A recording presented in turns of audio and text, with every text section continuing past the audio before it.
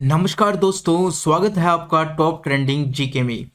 Railway RRB NTPC math series में अभी तक हम 69 सेट कंप्लीट कर चुके हैं। आज का जो हमारा सेट है वो सेट नंबर 70 है और इसके अंदर हम 1 मार्च का शिफ्ट 1 का पेपर और शिफ्ट 2 का पेपर डिस्कस करने वाले।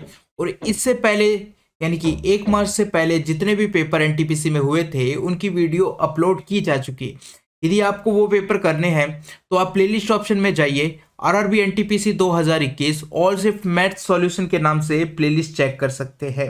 और यहाँ पर हम केवल इंपॉर्टेंट सवालों को डिस्कस करने वाले हैं। तो इसके अलावा जितने भी सवाल थे, कुल टोटल सवालों की पीडीएफ आपको योगेश मैथ टेलीग्राम चैनल पर मिल जाएगी। आगे बात करते हैं, हमारे पेपर को आज का डिस्कस करते हैं। तो सबसे पहला जो सवाल लिया हमने वो ये सवाल लिया है, क्वेश्चन नंबर 5 को लिया है। कंटिन्यू करा उससे पहले आपके लिए एक बेहतरीन अपॉर्चुनिटी जो कि टेक्स्ट बुक की ओर से है। आपकी स्पेशल मॉक टेस्ट के लिए जो ग्रुप डी और एनटीपीसी सिविल 2 एग्जाम की तैयारी कर रहे हैं, डेली एक मॉक टेस्ट जरूर लगेगा। समय बहुत कम बचा है। अभी यदि आप टेक्स्ट बुक पास लेते हो तो आपको 6 मंथ की एक्स्ट्रा वैलिडिटी फ्री मिल रही है। इसमें यदि आप टीटीजे कूपन कोड यूज करेंगे तो यहाँ पर भी एक्स्ट्रा 39 रुपये के डिस्काउंट के बाद इस डील को आप 360 रुपये में ग्रैब कर सकते हो।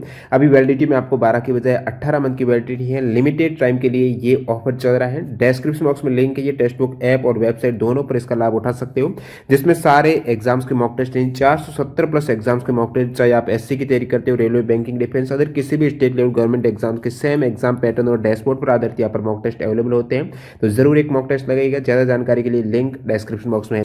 इसको डिस्कस करने से पहले मैं एक चीज आपको बताना चाहता हूं कि या तो एनटीपीसी या आरआरबी ग्रुप डी दोनों की बात करते हैं तो इसी प्रकार के सवाल आने वाले हैं। तो ये प्रैक्टिस आपको, जो ये एनटीपीसी के पेपर है, इनकी प्रैक्टिस तो आपको जरूर करनी चाहिए, क्योंकि इसी प्रकार के सवाल एनटीपीसी में पूछे जाएंगे, इसी प्रकार के सवाल ग्रुप डी के अंदर पूछे जाएंगे। तो जहां तक मेरा एक्सपीरियंस कहता है, तो इसी के साथ पेपर स्टार्ट करते हैं। और पहला सवाल अपना सवाल नंबर 5 था। अब देखो सवाल में क्या पूछा गया है, वह छोटी से छोटी धनात्मक संख्या ज्ञात कीजिए जिसे 5, 6, 8 और 9 से यदि मैं भाग देता हूं तो कितना बचता है। शेषफल 1 बचता है। और 13 से भाग देता हूं तो पूरा पूरा चला जाता है। ठीक है, अब आप क्या कीजिए, आप सबसे पहले एक एक को घटा दो। एक घटाओगे तो कितना आ जाएगा, 13, 26 आ जाएगा। यहां से एक घटाओगे तो 36, 39। इसी प्रकार से यहां से 3600 हो जाएगा और यहां से घटाने पर 36, 13 हो जाएगा। ये आ चुके। अब यदि मैं भाग देता हूं, क्योंकि मैंने एक घटा दिया है, तो 5 का, 6 का, 8 का, 9 का और 12 का पूरा पूरा भाग जाना चाहिए। तो हम 5 का भाग देखते हैं कि किस में भाग पूरा पूरा जाएगा। तो जब हम चेक करते हैं 5 का क्या रूल होता है, यदि संख्या के लास्ट में 5 और 0 आता है तो पूरा पूरा भाग चला जाता है, बाकियों में नहीं जाता है। तो देखो 0 एक ही संख्या में लास्ट में आ रहा है ऑप्शन नंबर 3 में, तो ये हमारा आंसर हो जाएगा। क्योंकि इसमें 5 का भाग नहीं जा रहा है तो ये हमारा आंसर। बाकी ऑप्शन है जो जिसमें 5 का भाग नहीं जा रहा है तो वो हमारे आंसर हो नहीं सकते हैं। तो ऑप्शन नंबर 3 हो चुका है। बाकियों को हमको चेक करने की जरूरत नहीं पड़ी। आगे बात करते हैं सवाल नंबर 7 की। अब इसमें आपको x और y का मान बताना है, यानी कि इसको इसके बराबर रखना है और बताना है कि x और y का मान क्या है। तो ऐसा करने के लिए सबसे पहले आपके सामने क्या अड़चन है, ये √3 जो हर के अंदर है वो अड़चन है। तो इसको हमें यहां से √3 को हर से हटाना पड़ेगा। इसको कैसे हटाते हैं, तो हटाने के लिए मैं क्या करूंगा, जो नीचे हर है उसके कॉन्जुगेट से मल्टीप्लाई करूंगा अंश और हर को। कॉन्जुगेट का मतलब यदि यहाँ पर माइनस है तो मैं प्लस वाले से मल्टीप्लाई करूंगा।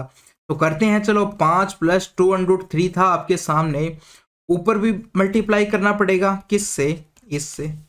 इसी प्रकार नीचे की बात करते हैं तो नीचे भी मल्टीप्लाई करना पड़ेगा किससे, इसी से। तो ऊपर नीचे हमने मल्टीप्लाई कर दिया। वो ऊपर क्या होगा, 5 को 2 से करोगे तो 10 आ जाएगा, 5 को √3 से करोगे तो 5√3 आ जाएगा। फिर आपका 2√3 और 2 ये आपका हो जाएगा 4√3 हो जाएगा। उसके बाद में आपका 6 हो जाएगा। और नीचे बात करते हैं तो 2 का स्क्वायर माइनस ये 3 है आपका, 2 का स्क्वायर माइनस 3 का स्क्वायर करोगे, 2 का स्क्वायर माइनस √3 का करोगे तो ये आपका 4 - 3 आ जाएगा। आगे और थोड़ा सा सॉल्व कर लेते हैं। इसको करोगे तो कितना आ जाएगा, 16 आ जाएगा प्लस 6 आ जाएगा, 16 आ जाएगा प्लस 9 √3 आ जाएगा। √3 वालों को जोड़ लिया, बाकियों को जोड़ लिया। नीचे करते हैं तो 1 बचता है, उसको लिखने की जरूरत नहीं है। अब देखो इधर राइट साइड में क्या था, x + y √3 इस प्रकार से था। अब आप तुलना कर लो कि √3 का जो गुणांक है वो y होगा और बाकी बचा हुआ x होगा। तो √3 का गुणांक कितना है, 9 है, तो 9 हमारा क्या हो चुका है, y हो चुका है। और x बचा हुआ भाग कितना, 16 है, तो ये आपका मान हो चुका है 16 9। कहाँ पर, ऑप्शन नंबर 2 हो जाएगा। इसके बाद में बात करते हैं सवाल नंबर 8 की। 8 की बात करने से पहले कुछ चीजें आपको पता होनी चाहिए। क्या पता होना चाहिए कि मैं देखो साइन 30 को क्या लिख सकता हूँ, कोस के रूप में। तो जब मैं कोस में चेंज करता हूं तो इसको 60 लिख सकता हूं, क्योंकि साइन 30 और कोस की वैल्यू 1 होती है। इसका मतलब यहां पर हमें एक चीज पता चली कि जो एंगल है, इन दोनों एंगल का योग यदि 90 होता है तो हम उसके अंदर इसको चेंज कर सकते हैं। यानी कि साइन 30 दे रखा था, मैं 90 में से यदि 30 को घटाता हूं तो 60 आता है, और तो उसको मैं कोस के रूप में लिख सकता हूं, कोस 60। इसी प्रकार से tan में भी हम लिख सकते हैं कि यदि tan 30 है तो मैं इसको क्या लिख सकता हूं, कोट 60 लिख सकता हूं। यहां पर भी जब देखते हैं तो दोनों का योग 90 के बराबर आता है, तो इस प्रकार से हम इनको चेंज कर सकते हैं। तो यहां पर देखो 19 दे रखा था और यहां पर 71 दे रखा था, इन दोनों का योग 90 के बराबर आता है। एक चीज मेरे को यहां से पता चली, क्या है, 71 और 19 का योग दोनों के दोनों जोड़ने पर 90 के बराबर आता। तो यहां मेरे को एक चीज पता चली कि मैं यदि tan 71 को कोट में लिखता हूं तो क्या लिख सकता हूं, तो ये दोनों 90 के बराबर, यानी 90 में से 71 घटाकर मैं कोट लिख सकता हूं, कोट 19 लिख दिया। ठीक है, 90 में से 71 को घटाऊंगा तो 19 आएगा, इसलिए मैंने tan 71 को कोट 19 लिख सकता हूं। ये चीज आपको पता चली। तो जब मुझे ऐसा पता चला तो मैंने क्या किया, तो बाहर तो ये रहने दिया। ठीक है, अब देखो ये जो कोट 71 था, मैं नीचे ले आता हूं, इसको नीचे लाऊंगा तो क्या बन जाएगा, ये tan 71 बन जाएगा, यानी कोट tan में चेंज हो जाएगा। ठीक है, ऊपर क्या बचा, बाकी कोस स्क्वायर 21 बच गया, इस प्रकार से बच गया। अब इधर देखो, नीचे तो आपका tan कितना है, tan 71, तो हम लिख देते हैं एक बार, tan 71 है। जब ये sec को मैं ऊपर ले जाता हूं तो sec किस में चेंज हो जाएगा, कोस में चेंज हो जाएगा, कोस स्क्वायर 69 ये बन जाएगा। ये मेरे पास बन चुका है। अब देखो इधर भी tan 71 और इधर भी tan 71, तो मैं कॉमन ले सकता हूँ, कॉमन ले लो। tan, ये आपका ऊपर तो कोट 19 था, नीचे आपका क्या था, tan था, तो tan 71 हमने कॉमन ले लिया है। अंदर क्या बचा है आपका, एक तो कोस स्क्वायर 21 बच चुका है, एक आपका कोस स्क्वायर 69 बच चुका है। अब देखो कोस स्क्वायर 69 को मैं क्या लिख सकता हूँ, कोस 69 को मैं क्या लिख सकता हूँ, यदि मुझे साइन में चेंज करना हो तो मैं साइन में यदि इसको चेंज करता हूँ तो क्या लिख सकता हूँ, साइन 21 लिख सकता हूँ, क्योंकि दोनों का योग 90 के बराबर है। तो मैंने यहां से लिख दिया साइन स्क्वायर 21 लिख दिया इसका मान। ऐसा करने से देखो क्या हुआ, ये अंदर आपका कोस स्क्वायर ए प्लस साइन स्क्वायर ए दोनों एंगल बराबर है, तो इस पूरे का मान कितना हो जाएगा, अंदर वाले का तो 1 हो चुका है, 1 हो चुका है। अब देखो tan 71 को हम क्या लिख सकते हैं, हमने बात करी थी ऊपर कि tan 71 को क्या लिख सकते हैं, कोट 19 लिख सकते हैं, tan 71 को लिख दो। ऊपर भी आपका कितना था, कोट 19 था, नीचे भी हम tan को कोट में लिख सकते हैं, तो मैंने लिख दिया, इसको भी लिख दिया कोट 19, और इसका मान आपका 1 आ ही चुका है। तो ये कोट से कोट कट के मान कितना आ जाएगा, 1 आ जाएगा। ऑप्शन नंबर कितना हो जाएगा, ऑप्शन नंबर हमारा 4 हो जाएगा। आगे बात करते हैं सवाल नंबर 18 की। वह बड़ी से बड़ी संख्या ज्ञात कीजिए जिसे इससे और इसको विभाजित करने पर प्रत्येक मामले में समान शेष बचता है। जब भी ऐसा बात आती है कि समान शेष बचता है तो आप इन दो संख्याओं को और इन दो संख्याओं को और इनको घटाओ तो और घटा लो। अब यदि मैं ऐसा घटाता हूं तो क्या बचता है, यहाँ पर एक तो 9 आएगा, पहली दो संख्याओं को यदि घटाता हूं तो फिर आपका 6 आएगा, हासिल आई, यहाँ पर एक 3, ये आपका 4 बचा, इतना आ जाएगा। अब लास्ट वाली दो संख्याओं को घटाता हूं तो कितना आएगा, यहां से मेरा एक बार घटा के देखना पड़ेगा अलग से, ये 3739 था, घटाते हो तो 8 आ जाएगा, 4 ये आपका 3 हो जाएगा, यहाँ पर आपका 6 9 हो जाएगा, एक है यहाँ सल 2, ये आपका 29 38 आ जाएगा। इनको घटाने से इतना आ जाएगा, इनको घटाने से इतना आ जाएगा, और उनको भी घटा के देख लो, इससे ज़्यादा ही आने वाला है। तो सबसे कम कहाँ पर है, यहाँ पर है, फिर यहाँ पर है, उनको घटाओगे तो ठीक है, तीसरी और पहली को मान सबसे ज़्यादा, क्योंकि हमें लेना है एचसीएफ। एचसीएफ होती है सबसे छोटी संख्या, वो इसके अंदर भी आई है, इसके अंदर भी आई है, और उन दोनों को घटाओगे तो उसमें भी आएगा, वो लेने का जरूरत नहीं है आपको। अब इन दोनों का एचसीएफ यदि आप लेते हो तो कितना दिखाई देता है आपको, इन दोनों का एचसीएफ लेते हो आप तो देखो ये 1469 इसके अंदर भी है, क्योंकि जब 1469 को 2 से मल्टीप्लाई करते हो आप तो ये 2938 आ जाता है। तो एचसीएफ कितना आ चुका है हमारा, 1469 आ चुका है। ये हमारा इन दोनों संख्याओं का एचसीएफ आ चुका है। तो यही संख्या हो चुकी है आपकी, जिससे आप यदि इनको प्रत्येक को भाग दोगे तो समान शेष फल बचेगा। तो इस प्रकार से करना है आपको, सबसे पहले आप घटा दोगे और उनका एचसीएफ लेना पड़ेगा, ऑप्शन नंबर 1 हो जाएगा। तो ये चीज ध्यान रखिए। इसी प्रकार के 2-3 तरह के टाइप्स के सवाल आज आने वाले हैं। एक आपने पहले किया था, एक ये किया है, आगे भी 2-3 तरह के टाइप्स के सवाल आएंगे, तो जिससे आपको सारा कॉन्सेप्ट तैयार हो जाएगा। अच्छे अच्छे सवाल पूछे गए हैं इनमें। अब देखो सवाल नंबर 25 की बात करते हैं। एक आदमी और एक लड़का एक साथ कार्य करते हुए किसी कार्य को 24 दिन में कंप्लीट कर देता है। एक तो मैन था, ठीक है, एक बॉयज था। दोनों यदि साथ काम करते हैं तो कितने दिनों में काम कंप्लीट हो जाता है, हम कहते हैं 24 दिनों में कंप्लीट हो जाता है। यदि अंतिम 6 दिन किसने काम किया, अकेले आदमी ने काम किया। कितने दिन आदमी ने काम किया, 6 दिन काम किया है, ठीक है। तो 6 दिन काम किया है तो काम कितने दिनों में कंप्लीट हो रहा है, 26 दिनों में।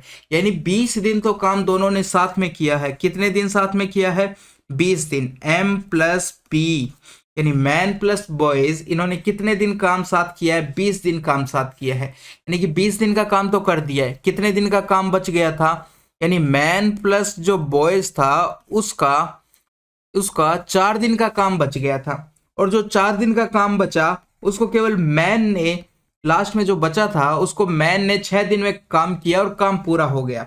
तो ये काम इस काम के बराबर हो जाएगा। यहां से हमें पता चल चुका है जो 4 दिन का इन दोनों का काम बचा था वो यदि मैन अकेला करता है तो 6 दिन में कंप्लीट होता है। ये चीज हमें पता चल चुकी है। अब आप यहां से मैन और बॉयज का रेशियो निकाल सकते हो। तो देखो अब मैं यदि इसको करता हूं तो ये 4m हो जाएगा और ये 4b हो जाएगा, ये 6m के बराबर है।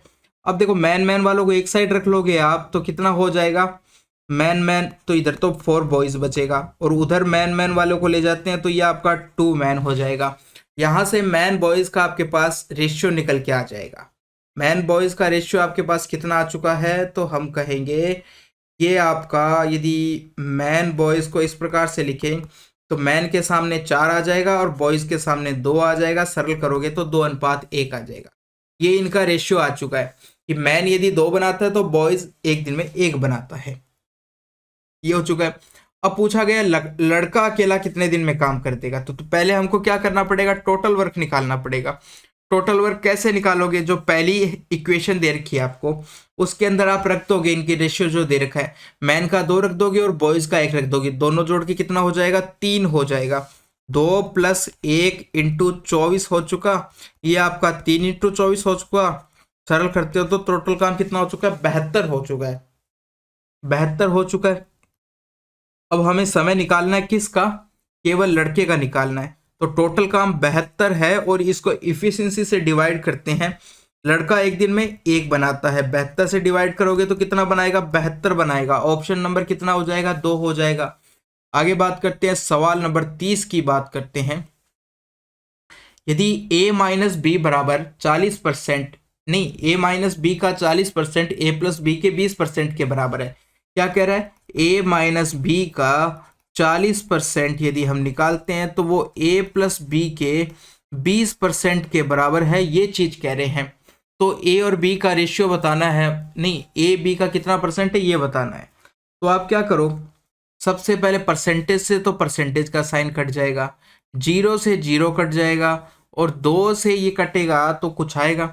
अब देखो कितना आएगा, a + b बराबर a - b का रेशियो हमारे पास कितना आ जाएगा, ये आपका 4/2 और सरल करने पे 2/1 इतना आ जाएगा। अब आपके पास a + b बराबर 2 दे रखा है, a - b बराबर 1 अनुपात दे रखा है। दोनों अनुपात में ये चीज ध्यान रखना। तो यदि मैं a की वैल्यू निकालता हूं तो क्या हो जाएगा, दोनों को जोड़ोगे आप, दोनों को ये जोड़ोगे, 1 और 2 को जोड़ोगे तो 3 आ जाएगा, 3/2 करोगे तो a का मान इतना आ चुका है। अनुपात के अंदर और यदि b की बात करते हैं तो कितना आ जाएगा, b की बात करते हैं तो दोनों को जोड़ोगे, दोनों को घटाओगे, दो में से एक घटाया, एक बचा, 1/2 कर दोगे, ये आ चुका है आपके पास। तो ये a का अनुपात आ चुका है, ये b का अनुपात आ चुका है। अब हमसे पूछा गया है b a के कितने प्रतिशत के बराबर है, तो ऐसे करना है, b/a के कितने प्रतिशत के बराबर है, ये हो चुका है। तो ऊपर रखोगे 1/2 रखोगे, नीचे रखोगे 3/2 रखोगे, इंटू 100 करोगे, तो 2 से तो 2 कट जाएगा, ये आपका कितना बच जाएगा, 100/3 बच जाएगा परसेंटेज। ठीक है, इतना परसेंट हो जाएगा। ऑप्शन नंबर कौन सा हो चुका है, 3 हो चुका है। सवाल नंबर 36 की बात करें, 0 से 52 के बीच सभी विषम संख्याओं का योग बताना है। तो सबसे पहले तो हमें नंबर ऑफ संख्या निकालनी पड़ेगी। यहाँ पर विषम का पूछा गया, मैं आपको विषम और सम दोनों को बताऊंगा। तो सबसे पहले बात करते हैं विषम की, उसके बाद में बात करेंगे सम की। तो नंबर ऑफ संख्याएं निकालने के लिए कितनी विषम संख्याएं, क्या करोगे, पहली विषम संख्या और लास्ट विषम संख्या देख लो, इनके बीच में लास्ट तो कितनी होगी, 51 होगी, क्योंकि 52 तो सम संख्या है। पहली विषम संख्या 1 होगी। ठीक है, तो हम क्या करेंगे, दोनों को घटाएंगे, घटाओगे तो कितना आएगा, 50। 50 को 2 से भाग देकर 1 जोड़ देते हो तो कितना हो जाता है, 25 + 1 26 हो जाता है। यह आपका n यानी नंबर ऑफ विषम संख्याएं आ चुकी है, नंबर ऑफ विषम संख्याएं आ चुकी है, संख्याएं आ चुकी है। योग पूछा गया है, विषम संख्याओं का योग क्या होता है, n² होता है। वैल्यू रखो, 26 का स्क्वायर करोगे कितना आ जाएगा, 676 आ जाएगा। सम की बात करते हैं, तो लास्ट वाली सम संख्या कितनी है, 52 है। स्टार्टिंग वाली सम संख्या 0 ना तो सम होती है ना विषम होती है, तो पहली सम संख्या कितनी है, 2 है, 2 हो चुकी है आपकी, ये 52 है।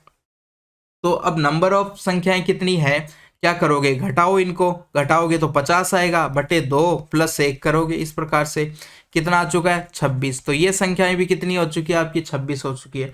मगर सम संख्या का योग क्या होता है, n+1 ये होता है। विषम का जहां पर n² था तो वहीं पर सम का योग n+1 है। मान रखो एक बार 26 आया और 1 + 1 करोगे तो 27 आ जाएगा। 26 को जब 27 से आप मल्टीप्लाई करोगे तो कितना आएगा, ये आपका आ जाएगा 30।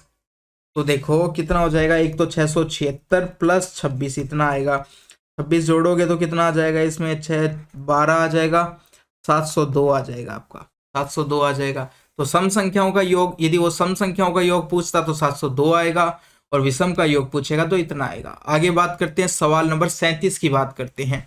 37 में दे रखा है आपको इस प्रकार से, मान बताना है।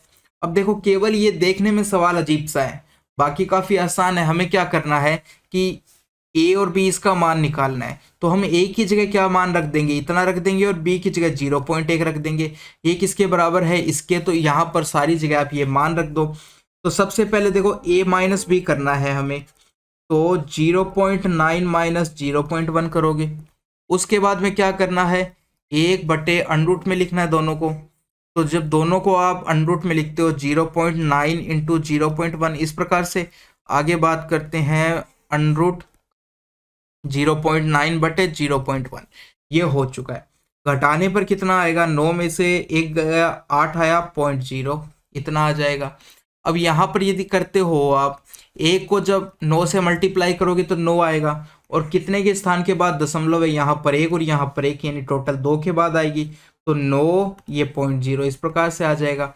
यहाँ पर दशमलव से दशमलव कट जाएगी, कितना बच जाएगा, 9 बच जाएगा। 9/1 लिखो तो लिखो, नीचे 1 लिखने का कोई मतलब नहीं है, ये बच चुका है। यहाँ पर 0.8, इसको यदि सॉल्व करते हो, अंडरूट हटाते हो तो आपका 0.03 आ जाएगा, और यहाँ पर आपका 3 आ जाएगा, इतना आ चुका है। अब आपको एलसीएम लेना है इनका, एलसीएम लोगे तो कितना आ जाएगा, एलसीएम लेते हो यहाँ से पॉइंट हटाओगे और ऊपर 10 आ जाएगा। अब इनका एलसीएम ले लो, एलसीएम यदि आप लेते हो तो कितना आया, 3 आया, 3 आया, 3 आया। यहाँ से भी मैं पॉइंट हटा देता हूँ, ये नीचे कितना आ जाएगा, 10 आ जाएगा। तो 30 एलसीएम आ चुका है, 30 एलसीएम आ चुका है। अब आप देखो 10 का यदि भाग देते हो तो 3 आएगा, यहाँ पर 24 बन जाएगा, यहाँ पर आएगा आपका 10, तो ये आपका 100 बन जाएगा, और यहाँ पर 30 आ जाएगा, इस प्रकार से आ जाएगा। सबको जोड़ते हो, 24 और 30 को जोड़ोगे तो 54 हो जाएगा, और 100 जोड़ते हो यदि ये आपका 10 30, 30 को 3 से मल्टीप्लाई भी तो करना था, 30 को 3 से करोगे तो 90 हो जाएगा, ये यहाँ पर 90 आएगा। अब देखो सबसे पहले हम क्या करते हैं, इधर मान लेते हैं 10, तो ये 200 हो जाएंगे और 14 और जोड़ोगे तो 214 हो चुके हैं, ऊपर नीचे 30 आ चुका है। ये आंसर आपको कहाँ पर मिल रहा है, ऑप्शन नंबर 1 के अंदर मिल रहा है, ऑप्शन नंबर 1 हो जाएगा। सवाल नंबर 42 की बात करते हैं। एक अंतर्राष्ट्रीय व्यापार सम्मेलन में कंपनी का प्रतिनिधि करने वाले 3 सदस्य प्रतिनिधि बनाना है, 3 सदस्य प्रतिनिधि मंडल बनाना है हमको, यानी कि शामिल किए जाने के लिए किसी कंपनी के 5 विक्रेता ABCDE के नामों पर विचार किया जाना है। उनमें से एक का चयन किए जाने की प्रायिकता बतानी है। यानी कि क्या कह रहा है, हमें 3 लोगों को चुनना है। कितने सदस्यों को चुनना है, 3 सदस्यों को एक कमेटी के लिए चुनना है। ठीक है, पहली बात तो ये है, तो 3 सदस्यों को चुनना है। ठीक है, अब 3 सदस्यों को यदि चुनना है, टोटल इतने सदस्य है। अब क्या है कि क्या कह रहा है कि उनमें एक ए होना चाहिए। ठीक है, उनमें से ए का चयन करने की प्रायिकता निकालनी है। ठीक है, कुल टोटल कितने लोग हैं, 5 लोग हैं। ठीक है, यहाँ पर यानी संभावित लोग, यानी कि जो दिया है उसने वो कितना कह रहा है, वो 3 लोगों की कमेटी बनानी है, कुल टोटल कितने 5 है। अब हमें एक सदस्य को चुनना है, तो हम क्या कहेंगे 3C1, 3 में से एक को चुनना है, ऊपर तो ये आएगा क्योंकि ये संभावित संख्या है। और कुल टोटल कितना है, कुल टोटल कितना, देखो प्रायिकता निकालनी है हमें। प्रायिकता क्या होती है, सबसे पहली तो बात ये, यदि हम करते हैं तो घटित होने वाली संख्या जो उसमें बताई है उसने, वो तो हम ऊपर लिखते हैं। ठीक है, घटित घटित घटित संख्या या संभावना कह दो, और जो टोटल संभावना है वो नीचे लिखते हैं।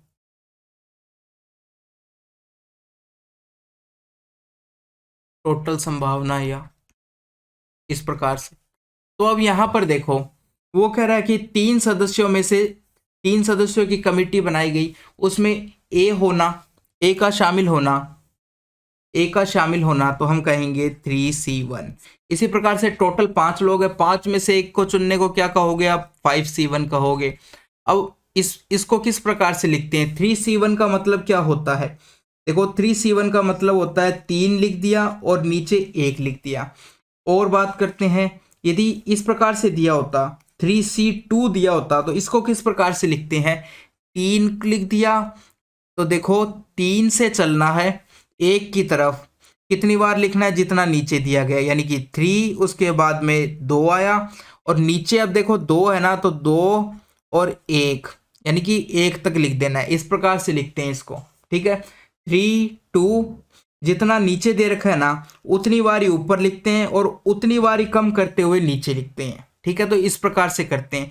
इसी प्रकार से यदि आपको ऐसे दिया होता 5C4 दिया होता, तो आप क्या करते हैं कि ऊपर वाली जो संख्या है उसको कम करते हुए 4 बार लिखोगे, 5 4 3 2, और इसी प्रकार से जो नीचे 4 है तो 4 से स्टार्ट करते हुए 4 बार लिखोगे, 4 3 2 1, इस प्रकार से। तो इस प्रकार से लिखते हैं इनको।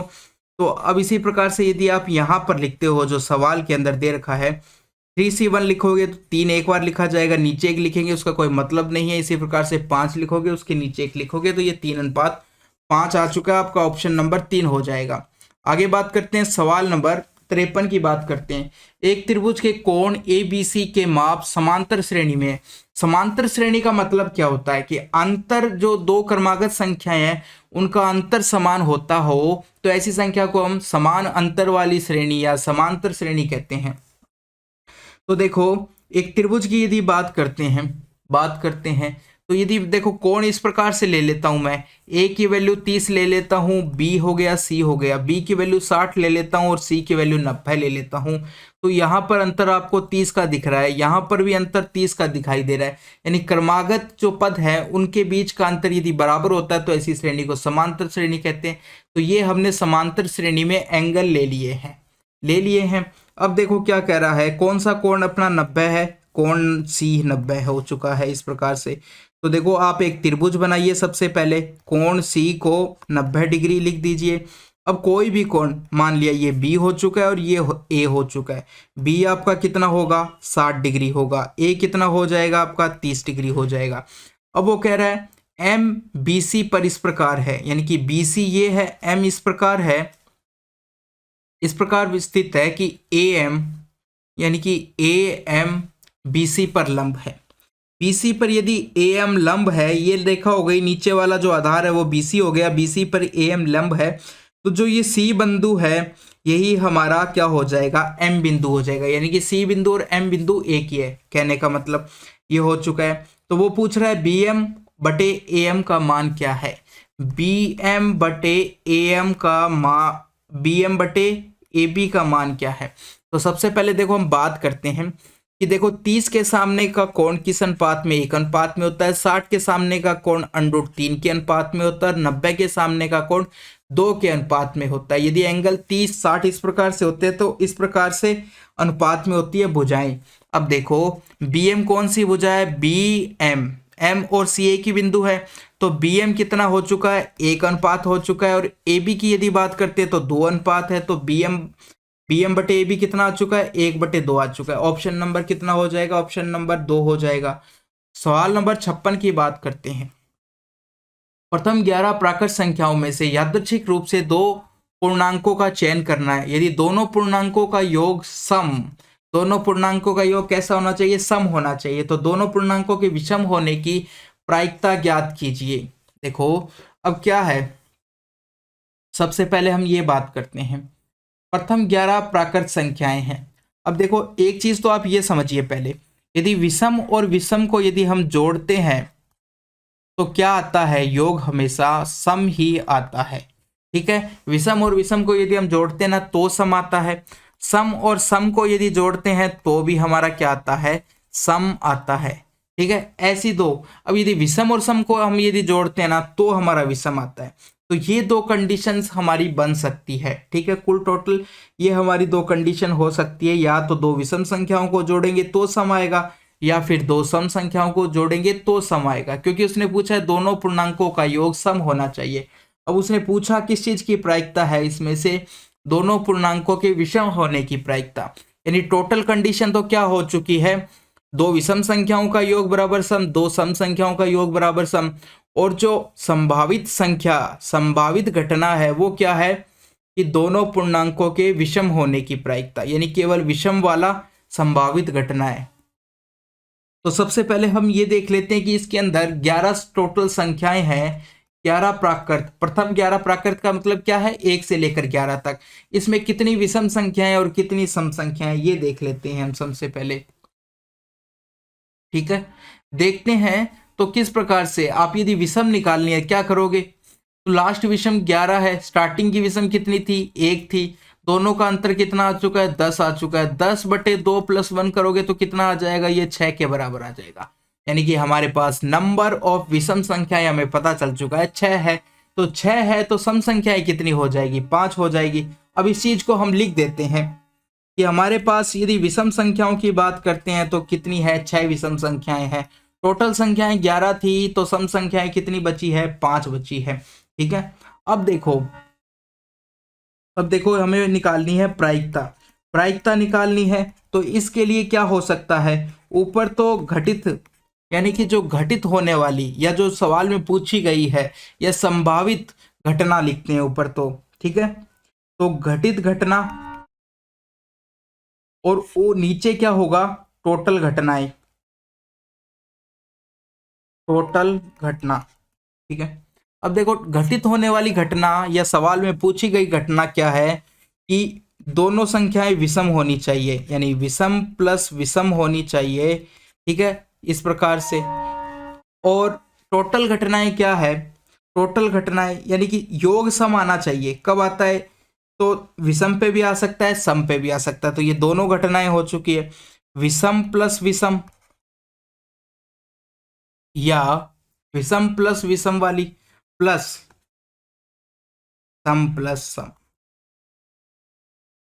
सम प्लस सम, ये घटना हो चुकी है, ये घटना हो चुकी है। और तो देखो घटित होने वाली घटना या सवाल में पूछी गई घटना क्या है, विषम प्लस विषम, और टोटल कौन सी हो सकती है, विषम प्लस विषम और सम प्लस सम, दोनों करने पर सम आता है, तो ये हो सकता है। अब देखो हमें निकालना है, तो देखो टोटल विषम घटनाएं कितनी है, टोटल विषम संख्याएं कितनी है, 6, ठीक है। अब कितनी संख्याएं चूज करनी है, 2 संख्याएं चूज करनी है, 2 संख्याएं चूज करनी है। तो देखो 6 में से 2 चूज करोगे तो 6C2 हो जाएगा। नीचे क्या है, 6 विषम भी है, तो विषम कितनी संख्याएं थी, 6 थी, 6 में से 2 चूज करोगे तो 6C2 हो जाएगा। और सम संख्याएं कितनी है, 5 है, तो 5 में से 2 चूज करोगे तो इतना हो जाएगा। अब इसको आप लिख दीजिए उसी प्रकार से कि 6 हो गया, और इसको दो बार लिखेंगे, 6 5, नीचे आ जाएगा 2 इंटू 1 लिख देंगे। अब नीचे की बात करते हैं, नीचे की यदि बात करते हैं तो कैसे लिखोगे, 6 इंटू 5, नीचे 2 इंटू 1 लिख दोगे, प्लस 5 इंटू 4, नीचे लिख दोगे 2 इंटू 1 लिख दोगे। इस प्रकार से लिख दिया है। अब ये देखो 2 इंटू 1 यहाँ पर भी है, 2 इंटू 1 यहाँ, दोनों से कॉमन आके कट जाएगा आपका। बचा क्या आपके पास, ऊपर तो 30 बच गया, नीचे यदि देखते हैं तो 30 प्लस कितना आया, 30 प्लस आपका 20 आ चुका है। तो कितना आएगा, ये 30 आ चुका है, यहाँ पर 50 आ चुका है, ये आपका 3/5 आ चुका है। तो ये काफी अच्छा सवाल पूछा गया है, तो इसको आप प्रैक्टिस कर लेना, 2-3 बार इसको करके देख लेना, और कोई भी फिर भी डाउट हो तो आप कमेंट कर सकते हो। आगे बात करते हैं सवाल नंबर 58 की। एक खंबे को 3 भागों में विभाजित किया गया है, कितने भागों में, 3 भागों में, जिसका पहला भाग उस खंबे के 1/4 के बराबर है, दूसरा भाग खंबे के दूसरा भाग पहले भाग के 4/8 के बराबर है, और तीसरा भाग 10 है।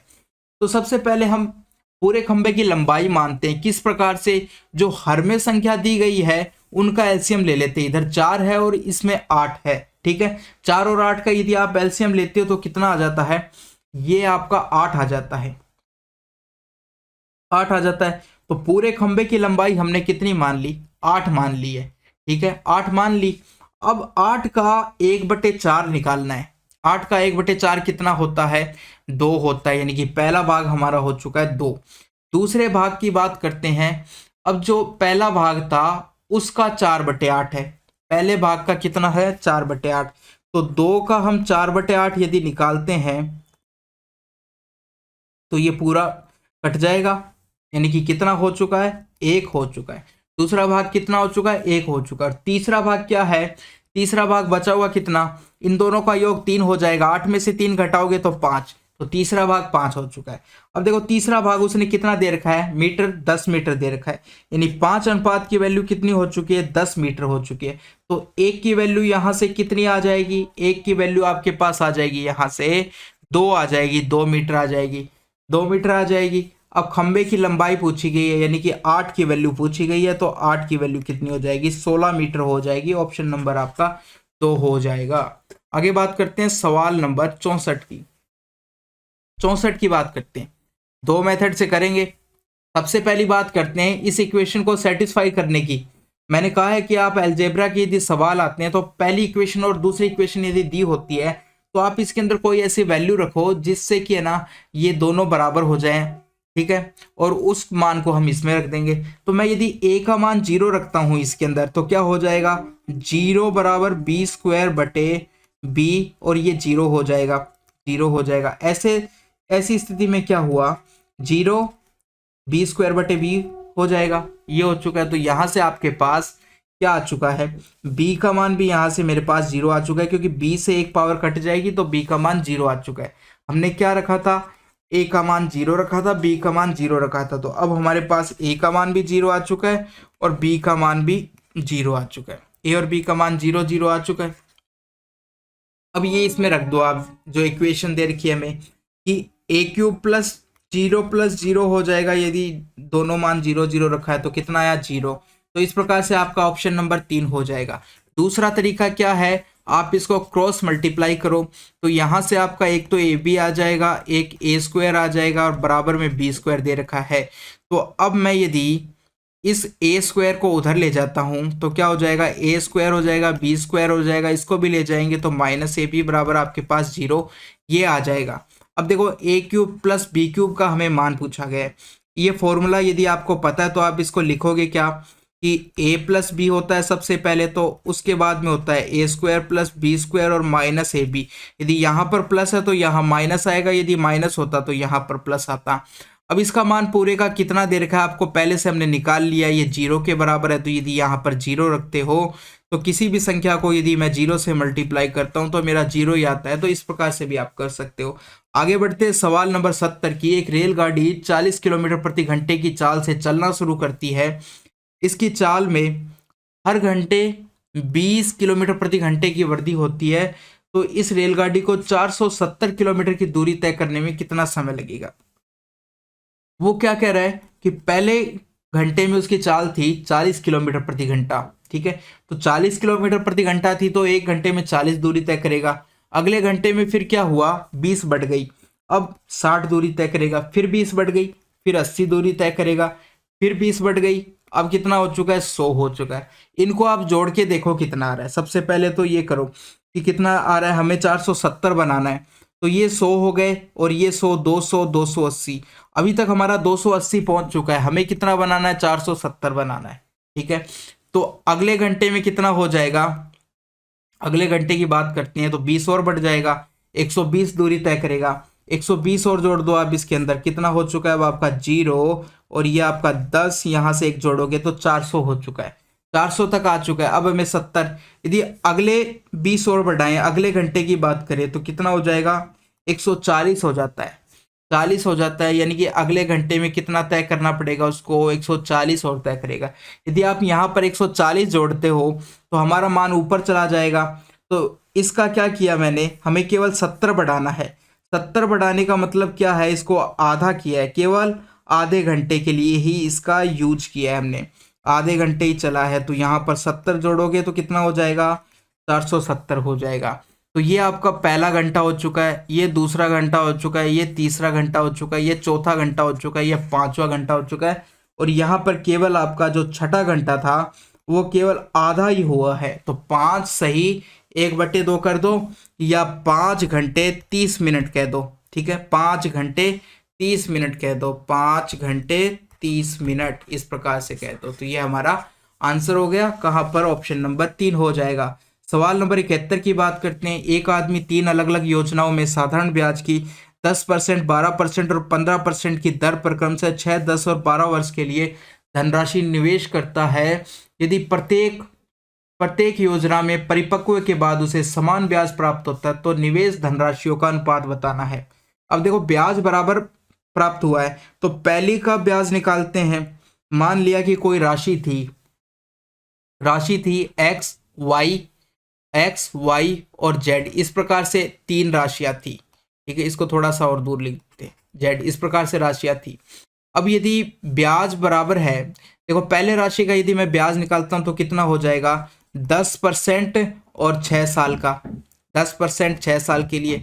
दूसरे की बात करते हैं 12% और 10 साल के लिए, इस प्रकार से। तीसरे की बात करते हैं तो ये आपका कितना हो जाएगा, 15% और 12 साल के लिए, इतना हो जाएगा। अब यहाँ से ब्याज निकालते हैं तो 100 से भाग और देते हैं हम, 100 से भाग भी दे दो आप, और यदि नहीं भी देते तो कोई दिक्कत नहीं थी। ये तीनों क्या है, बराबर है। ब्याज निकल गया, ये पहले का ब्याज, ये दूसरे का ब्याज, ये तीसरे का ब्याज, तीनों ब्याज बराबर है तो बराबर कर दिया। 100 से देखो 100 कट चुका है। अब बाकी को आप क्या, या तो काट लो या पहले मल्टीप्लाई कर लो। छोटी छोटी संख्या है इसलिए हम मल्टीप्लाई कर लेते हैं। ये 60 हो गया। यदि यहाँ मल्टीप्लाई करता हूँ तो मैं 120 आ जाएगा और यहाँ पर 180 आ जाएगा। तो और काट देते हैं थोड़ा सा, 80 60 से काटोगे तो ये 1 बार जाएगा, ये आपका 2 बार चला जाएगा और यहाँ पर आपका 3 बार चला जाएगा। इतना चला जा चुका है। अब हमें अनुपात बनाना है, बराबर में दे रखा है तो हम क्या करेंगे, इसके नीचे लाने की कोशिश करेंगे, ठीक है। नीचे यहां से संख्या हटाने की कोशिश करेंगे, इसके नीचे लाने की कोशिश करेंगे। तो मैं प्रत्येक को 6, 6 और 6 से डिवाइड कर देता हूं। ऐसा करने से क्या होगा, x बटे तो 6 हो जाएगा, यहाँ पर 2 से ये कटेगा तो y बटे कितना आ जाएगा, 3 आ जाएगा, और z बटे 2 आ जाएगा। अब ये जो आया यही हमारा अनुपात हो चुका है, यानी कि x, y और z का अनुपात आपके पास क्या आ चुका है, 6:3:2 आ चुका है। कहाँ पर मिल रहा है? ऑप्शन नंबर 3 हमारा राइट आंसर हो जाएगा। आगे बात करते हैं सवाल नंबर 80 की। एक समद्विबाहु समकोण त्रिभुज के कर्ण का माप कितना है? 8 सेंटीमीटर दे रखा है। त्रिभुज का क्षेत्रफल बताना है हमें। तो ये हमारा एक समकोण त्रिभुज हो गया। कौन सा बोल रहा है? समद्विबाहु, यानी कि ये भुजा और ये भुजा बराबर होगी इसमें, ठीक है। यदि समकोण त्रिभुज में समद्विबाहु की बात करते हैं तो जो समकोण वाली बनाने वाली दोनों भुजाएं, वही दो भुजाएं बराबर होगी।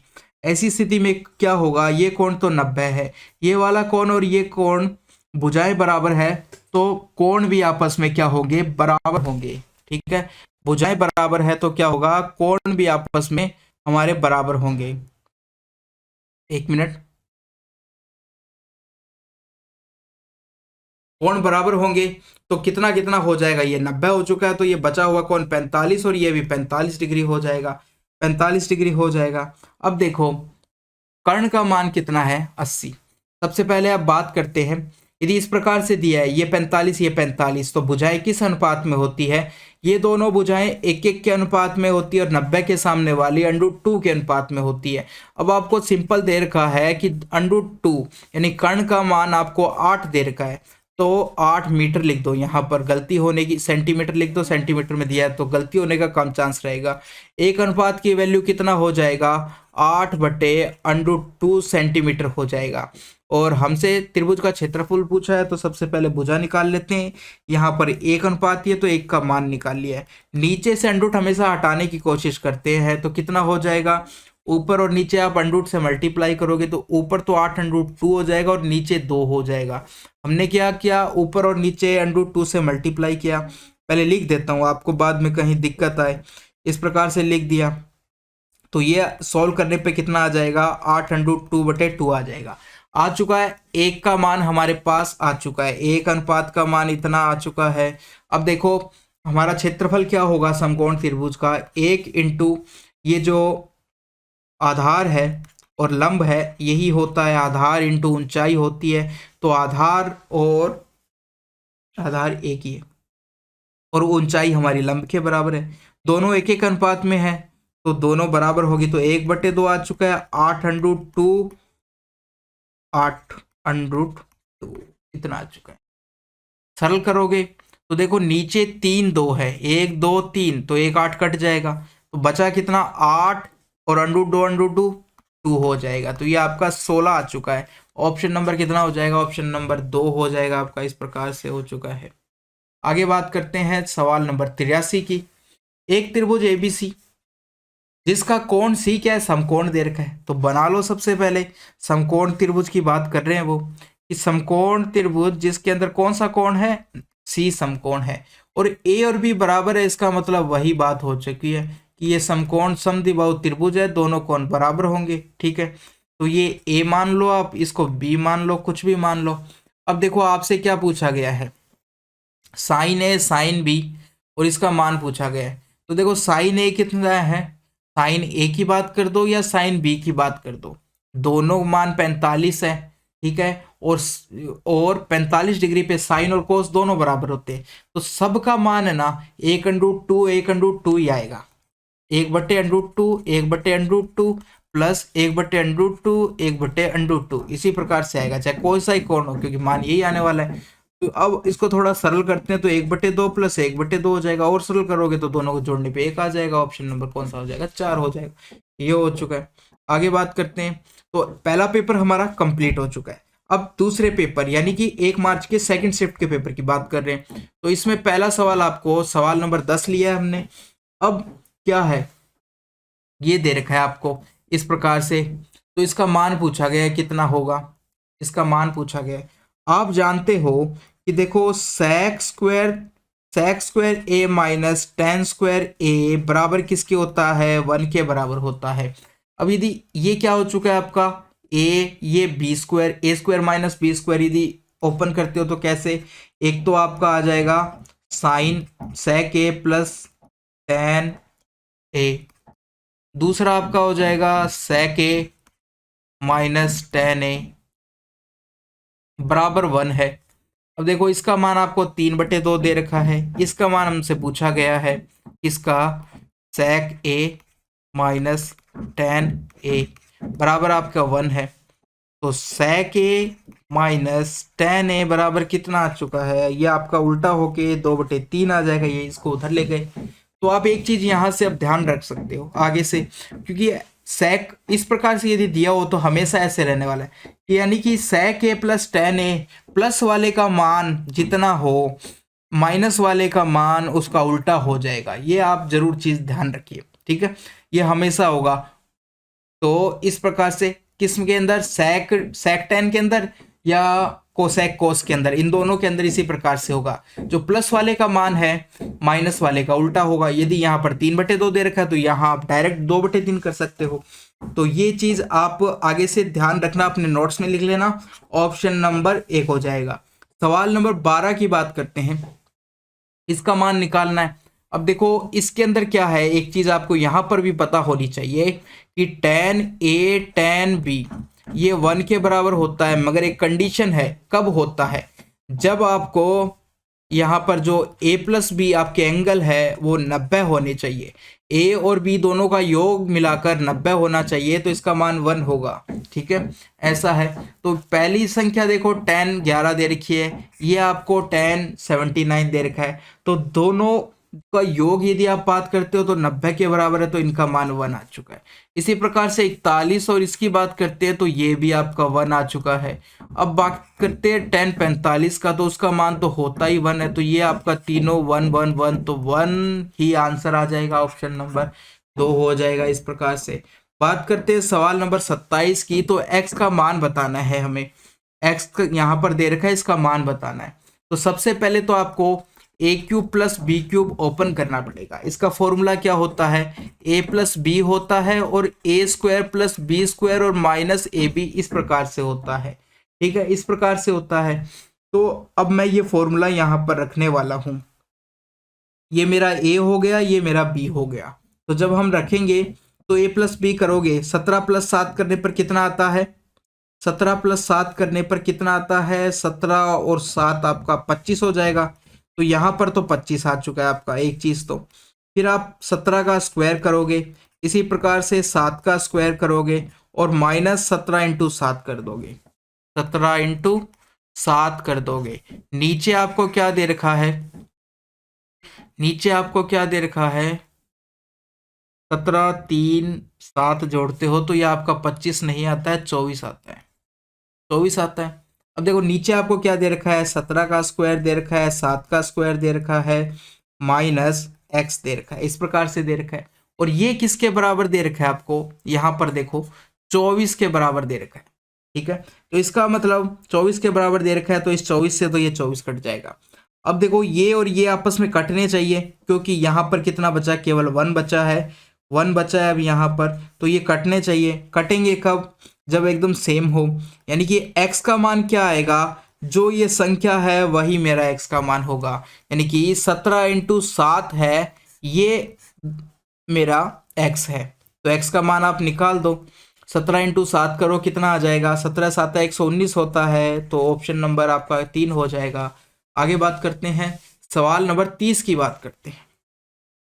इनका उभयनिष्ठ गुणनखंड निकालना है हमको, दोनों का कॉमन गुणनखंड क्या है, दोनों के अंदर कॉमन गुणनखंड, यानी कि इसके गुणनखंड करते हैं हम और इसके गुणनखंड करते हैं, तो उनमें से कॉमन गुणनखंड क्या आएगा वो हमें बताना है। एक ही गुणनखंड की हमेशा जो कॉमन आएगा वो तो बताना ही है।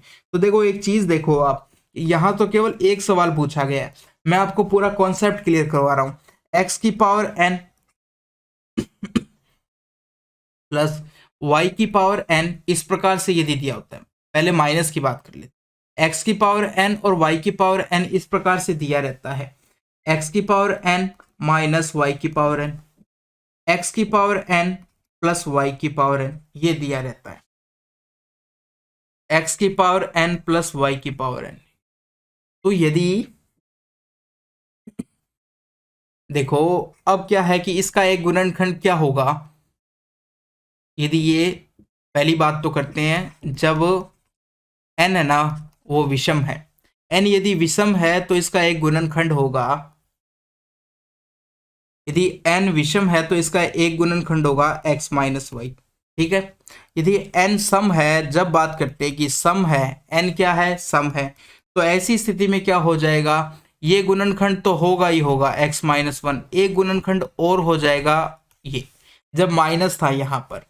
अब यदि बात करते हैं कि जब बीच में प्लस का साइन है तो n का मान कितना है, यदि विषम है तो इसका एक गुणनखंड x प्लस वाई होगा, और जब सम है, n बराबर सम है, तो कोई गुणनखंड नहीं होगा, कोई गुणनखंड नहीं होगा। तो आप देखो किस तरीके से याद कर सकते हो कि जब विषम होता है, n का मान जब विषम होता है तो जैसा था वैसा का वैसा होगा। यदि यहाँ पर माइनस है तो माइनस, यदि यहाँ पर प्लस है तो यहाँ पर प्लस, इस प्रकार से। तब जब विषम, तो विषम होने पर जैसा था वैसा होगा। यदि पावर सम हो जाती है तो माइनस वाले में तो एक गुणनखंड एक्स्ट्रा आ जाता है, माइनस वाले में तो एक गुणनखंड एक्स्ट्रा आ जाता है, और प्लस वाले का कोई गुणनखंड नहीं होता है। तो ऐसा ध्यान रखना है। तो विषम में तो क्या है, जैसा था वैसा ही होगा, और सम में क्या होता है कि एक गुणनखंड माइनस वाले में तो एक्स्ट्रा आ जाता है, लेकिन सम में प्लस वाले में कोई गुणनखंड नहीं होता है। तो ये चीज़ आपको ध्यान रखनी है। अब देखो पावर यहाँ पर कितनी दे रखी है, n का मान कितना दे रखा है आपको, ये विषम दे रखा है, विषम दे रखा है ये वाला, तो विषम दे रखा है तो एक गुणनखंड क्या हो जाएगा, 89 प्लस 87 हो जाएगा, 89 प्लस 87 हो जाएगा। ठीक है, इसका योग करो आप, कितना आएगा, 176 आ जाएगा, ये हो चुका है।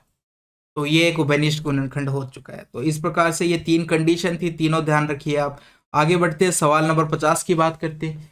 किसी समबाहुभुज के प्रत्येक बहिष्कोण का माप 36 दे रखा है, तो भुजाओं की संख्या पूछिए। अब हमें पता है कि बहिष्कोणों का योग कितना होता है, सभी बहिष्कोणों का योग कितना होता है, 360 के बराबर होता है। तो नंबर ऑफ भुजाओं की संख्या पूछी है, तो ऊपर तो क्या आ गया है, योग आ चुका है, और नीचे एक कोण आ चुका है, यानी प्रत्येक बहिष्कोण आ चुका है, प्रत्येक कोण आ चुका है। ठीक है, तो योग कितना है, 360 है, और प्रत्येक कोण कितना है, 36 का है। तो ये आपको भाग दोगे तो 10 आ जाएगा। ऑप्शन नंबर कितना हो जाएगा, 1 हो जाएगा। सवाल नंबर 56 की बात करते हैं। धनात्मक संख्याओं के एक अनुक्रम में तीसरा पद ज्ञात करना है, जिसे 2, 3 और 6 से विभाजित करने पर क्रम से 1, 2 और 5 शेष बचते हैं। तो ये देखो एक और नया सवाल आ चुका है उसी पे। तो इसमें बात करते हैं, तो इस सवाल को कैसे करोगे। आपके पास था 2, 3 और 6 से भाग देना है। ऐसे भाग देने पर क्रम से कितना बचता है, 2 का भाग देने पर 1 बचता है, यहाँ पर आपके पास 2 बचता है, यहाँ पर 5। जब इनका अंतर देखते हैं तो 1 आता है, 1 आता है, 1 आता है, यानी कि प्रत्येक में 1 आता है। तो आप क्या करोगे, इन तीनों का एलसीएम ले लोगे। सबसे पहले 2, 3 और 6 का एलसीएम लेना है हमें। ठीक है, एलसीएम लोगे तो कितना आ जाएगा, ये एलसीएम लेने पे 6 आ जाएगा, 6 आ जाएगा। और जो इनमें से कॉमन है, जो इनका कॉमन अंतर है कितना है, 1 है, वो आप घटा दोगे। वो आप क्या करोगे, लास्ट में क्या करोगे, घटा दोगे। जैसे 6 आया ना, 6 एलसीएम आ चुका है आपका। अब जो पद पूछा गया है कि धनात्मक संख्याओं के अनुक्रम में तीसरा पद बताना है। ठीक है, तो जो पूछे जाए 1 घटा दोगे। अब यदि पहला पद पूछता वो, तो आपका कितना हो जाता, 5 हो जाता। तो यहाँ पर तो हम 6 ही लिखते हैं, आगे लिख देते हैं। यदि प्रथम पद की बात करता तो हम क्या करते, 6 में से 1 घटाते, हमारा 5 हो जाता। ठीक है, लेकिन उसने कौन सा पद पूछा है, तीसरा पद पूछा है। तो क्या करेंगे, आप क्या करो, जो 6 को सबसे पहले तीसरा पद पूछा है, तो 6 और 6 कितना हो जाएगा, दूसरे पद की बात करते हैं। 6 में 6 जोड़ा तो 12, और फिर वापस 6 जोड़ोगे तो ये आपका कितना हो जाएगा, 18 हो जाएगा। ठीक है, तो 18 हो जाएगा। तो 18 में से अब 1 घटा दो आप, कितना हो जाएगा, 17। तो तीसरा पद कितना हो चुका है आपका, 17 हो चुका है। और यहां से भी आप कर सकते थे कि देखो पहला पद मेरा प्रथम पद 5 हो चुका है, 5 में 6 जोड़ोगे और फिर 6 जोड़ोगे तो ये आपका कितना हो चुका है, 17 हो चुका है। तो इस प्रकार से भी देख सकते हो आप, कैसे भी कर सकते हो। 18 में से चाहे घटा दो 1, या फिर इस प्रकार से घटा दो, किसी भी प्रकार से। इधर लिख देता हूँ 18 - 1, दोनों तरीके हैं। तो ये आपका ऑप्शन नंबर कितना हो जाएगा, ऑप्शन नंबर 1 हो जाएगा। आगे बात करते हैं सवाल नंबर 62 की। वह बड़ी से बड़ी संख्या ज्ञात कीजिए जिसे इससे और इस जिससे इसको और इसको विभाजित करने पर कितना 11 और 13 बचते हैं। यदि मैं 627 को विभाजित करता हूं तो मेरा कितना बचता है, 11 बचता है। और 13 को इसको 233 को विभाजित करता हूं तो 13 बचता है। ठीक है, बचता है तो सबसे पहले इनको घटा देते हैं। तो अब कितना बचा, ये आपका बचा 6 बचा, यहाँ पर 1 बचा, यहाँ पर 616 हो चुका है। इनको घटाते हैं तो 0 आता है, यहाँ पर 2 आएगा और यहाँ पर 220 आ जाएगा। इतना इतना आ चुका है। अब जो संख्या थी पूरा भाग जाएगा क्योंकि शेष फल को हमने घटा दिया है।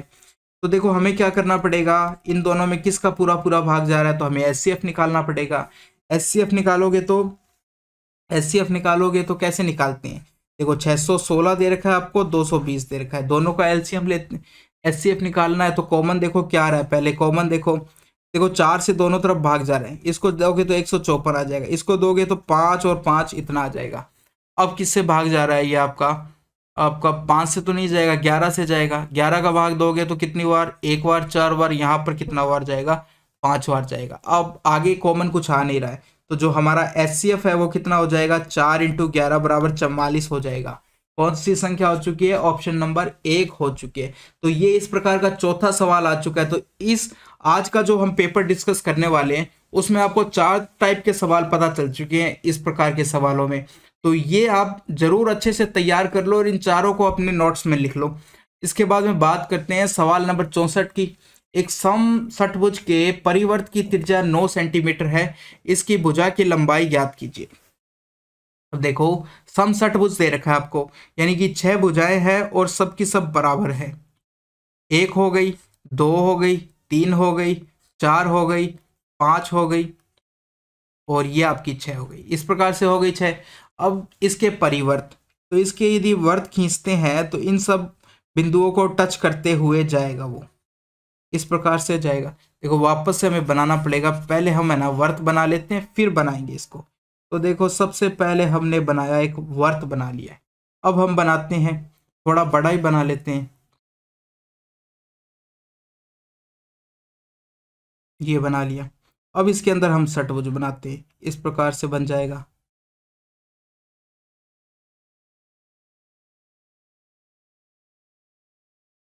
सभी भुजाएं बराबर है, ठीक है, बन चुका है। अब हमें क्या कहा गया है, इस वर्त की जो त्रिज्या है वो 9 है। तो सबसे पहले देखो, जब हम आमने सामने की भुजाओं को मिलाते हैं तो ये केंद्र से गुजरेंगे। इसी प्रकार इनको भी आप यदि मिलाते हो ना तो ये भी आपके इस प्रकार से मिलेंगे, और ये अच्छे से बना हुआ नहीं है अपना, तो ये इसी को मिलेगा और केंद्र से गुजरेगा। तो ठीक है, तो केंद्र से गुजरेगा तो जो इतनी जो है वो 9 है, इतनी लंबाई है जो वो आपकी क्या हो चुकी है, 9 हो चुकी है। अब देखो इसके अंदर प्रत्येक कितने त्रिभुज बन चुके हैं, 6 त्रिभुज बनेंगे। इसी प्रकार से यदि आप करते हो तो कितने त्रिभुज बनेंगे, 6 त्रिभुज बनेंगे।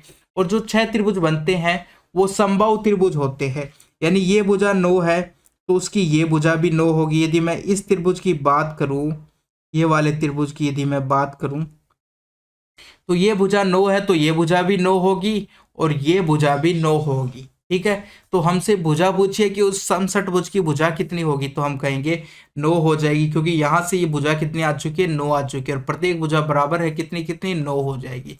तो ये हो चुका है। इस प्रकार से आगे बात करते हैं सवाल नंबर 70 की। एक लड़का एक आयताकार खेत की 2 आसन भुजाओं के किनारे चलता है। तो सबसे पहले एक आयताकार खेत बना लेते हैं, ये हो चुका है। इसके किनारे किनारे यानी आसन भुजाओं पे चलता है।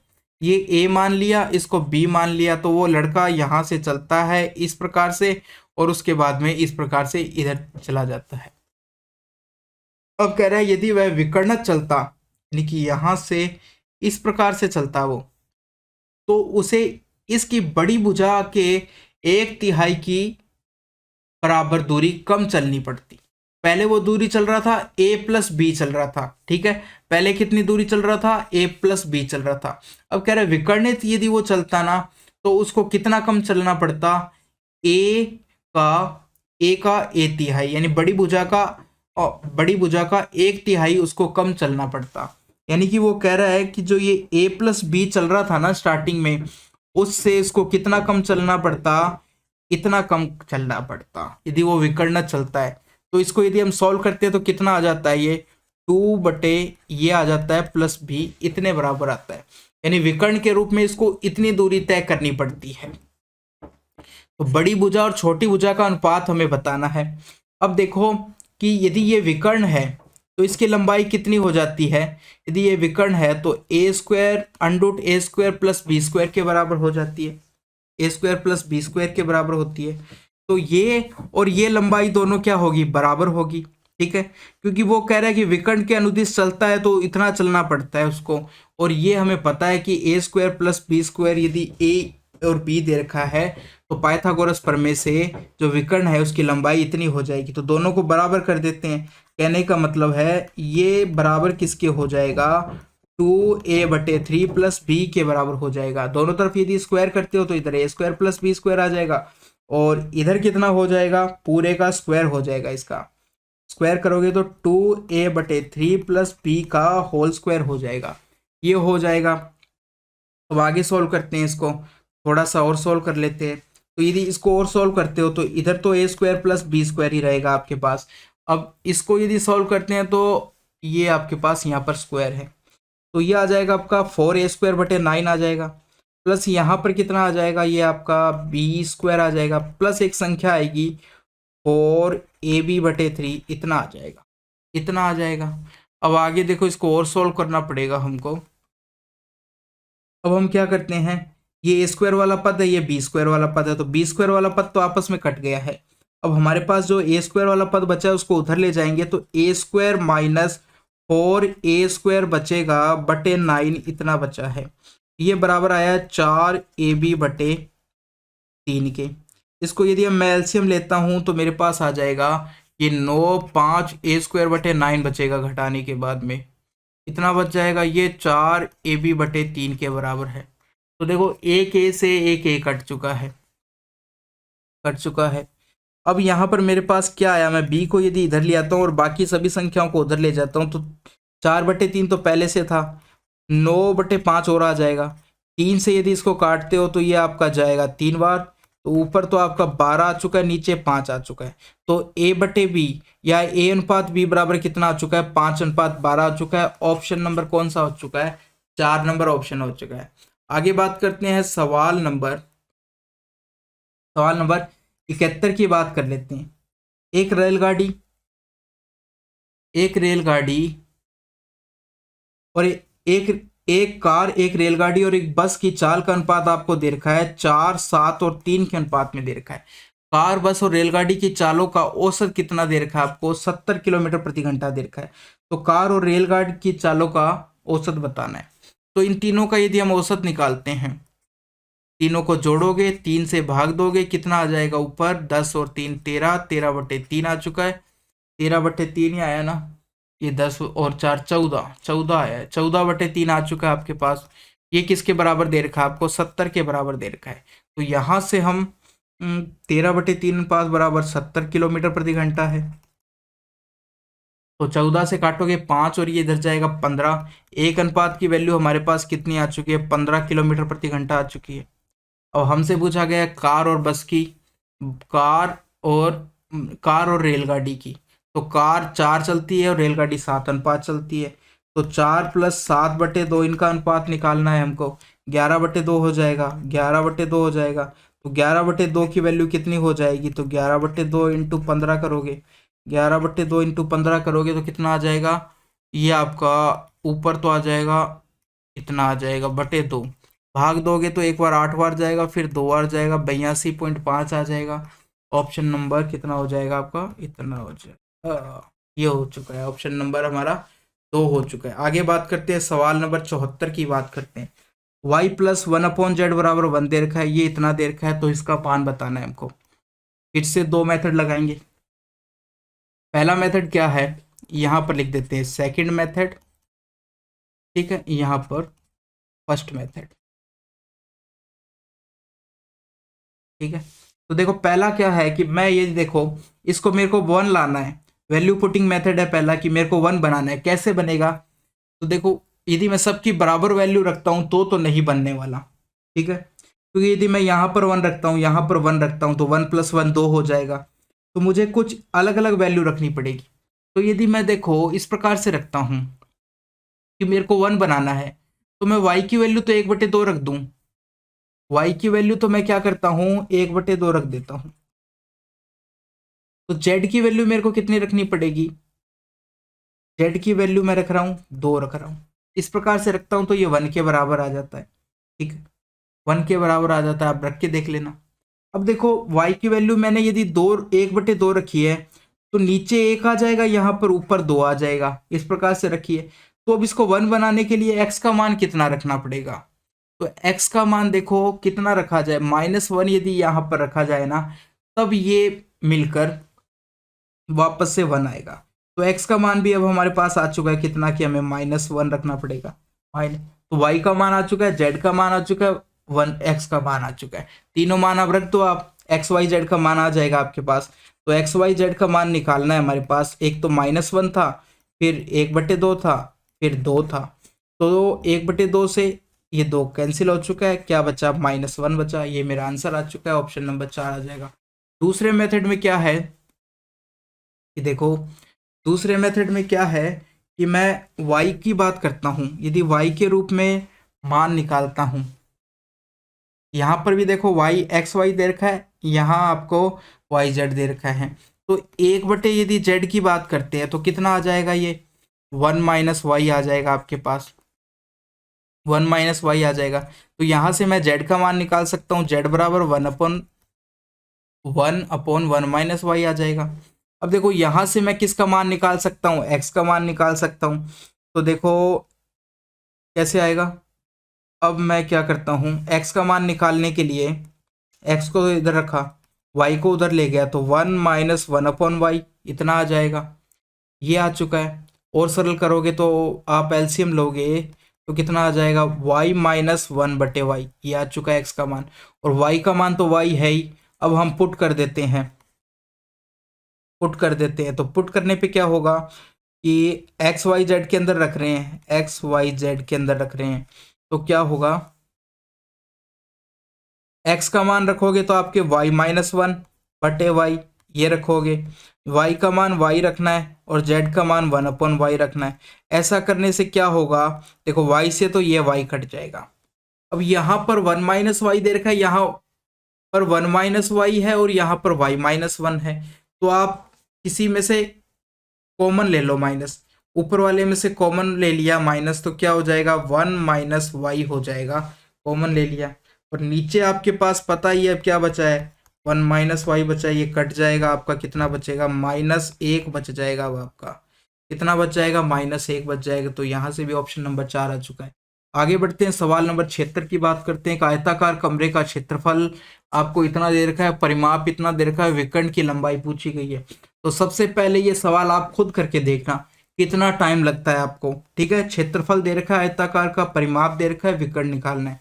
अब देखो बात करते हैं इसको किस प्रकार से आसानी से कर सकते हैं। तो आपने एक फॉर्मूला पढ़ा होगा, a+b का होल स्क्वायर पढ़ा है आपने। तो देखो a+b का यदि होल स्क्वायर करते हैं तो क्या आता है? a² आता है, b² आता है, उसके बाद में क्या आता है? 2 × ab आता है। अब देखो हम बना लेते हैं, मैंने एक आयत बनाया, यदि मेरी लंबाई a है और चौड़ाई मैंने b मानी, ठीक है, तो क्षेत्रफल कितना होता है? हम चीज़ें निकालते हैं। क्षेत्रफल कितना हो जाएगा? AB हो जाएगा। यदि परिमाप की बात करते हैं, परिमाप कितना हो जाता है? 2 × a+b होता है। ठीक है, तो a+b बराबर कितना हो जाएगा? 2 को उधर ले जाता हूँ, यानी कि ये परिमाप को यदि मैं p से मानता हूँ तो p/2 हो जाएगा। यानी कि a+b का मान कितना है? परिमाप का आधा हो चुका है। और विकर्ण इसका क्या हो जाएगा? यदि आप विकर्ण निकालते हो तो क्या हो जाएगा? विकर्ण आपका हो जाएगा a² + b² हो जाएगा, a² + b हो जाएगा, ये हो जाएगा। तो ये देखो तीनों चीज आपको मिल रही है। ये यहाँ पर आपको क्षेत्रफल मिल गया, ये यहाँ पर आपको परिमाप के आधे का स्क्वायर मिल चुका है, यानी कि यहाँ पर परिमाप हो चुका है।